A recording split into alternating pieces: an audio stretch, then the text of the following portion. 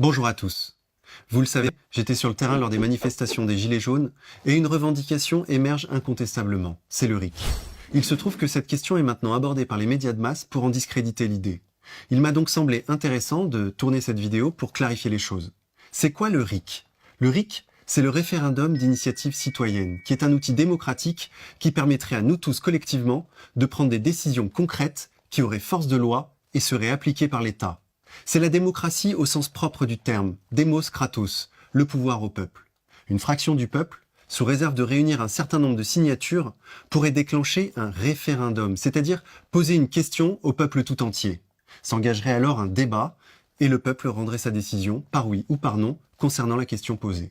C'est aussi simple que cela, et à l'heure d'Internet, une consultation nationale pourrait s'organiser très facilement. Il faut bien entendu que ce RIC soit en toute matière, c'est-à-dire qu'il n'ait aucune limite dans les domaines où il pourrait s'appliquer. Économie, nous parlerions par exemple du remboursement de la dette, social, environnement, immigration, Union européenne.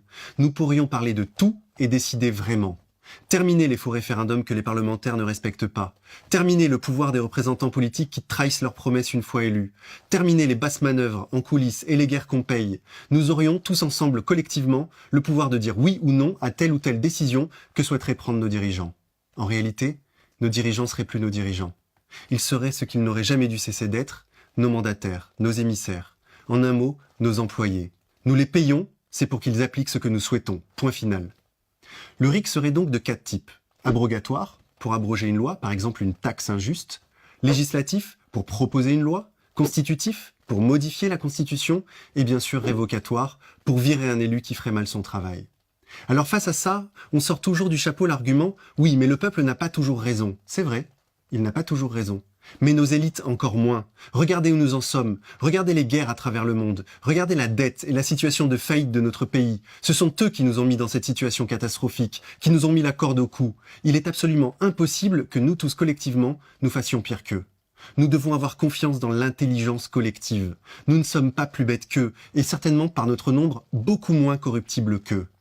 Notre nombre, c'est notre force et notre légitimité. Ce sont nos décisions et nos choix qui doivent être appliqués. Pas celle de quelques-uns, amis des plus riches. Enfin, ceux dans les médias qui sont contre cette idée du RIC, assumez ce que vous êtes. Vous êtes contre la démocratie lorsqu'elle ne va pas dans votre sens. Vous êtes donc contre la démocratie dans sa totalité. La République, c'est bien une démocratie de façade. En réalité, vous avez peur du peuple, peur qu'il reprenne le pouvoir, ce pouvoir que vous nous avez confisqué pour le mettre entre les mains des puissants. Le RIC, c'est l'outil qu'il nous faut pour redonner enfin la voix à la majorité silencieuse, la voix au bon sens populaire. Et ce n'est qu'une première étape. Battons-nous pour reprendre le pouvoir.